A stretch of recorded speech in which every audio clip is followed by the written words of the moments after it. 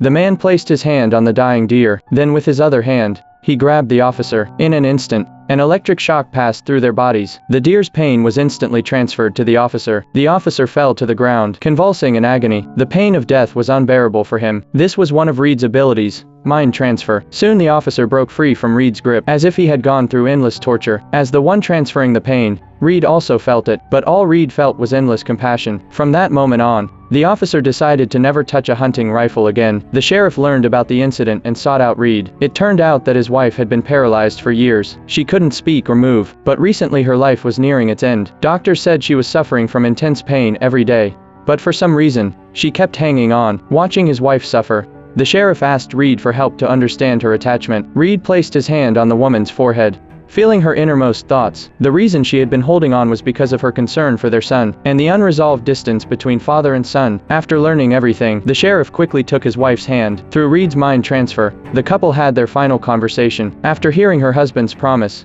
the wife was finally at peace and passed away. When their son heard the news, he rushed home immediately. This time he received his father's embrace. Father and son finally reconciled. This warm moment reminded Reed of his own childhood. His heart was suddenly filled with pain. Lonely Reed walked through the streets, but the townspeople began avoiding him, believing that the sheriff's wife's death was somehow connected to Reed. They were deeply afraid of him, but only the kind-hearted Mary believed in Reed, and was willing to be his friend. However, this angered the bullies. They dragged Reed to the playground, where they started insulting him. At that moment, Reed began to lose control.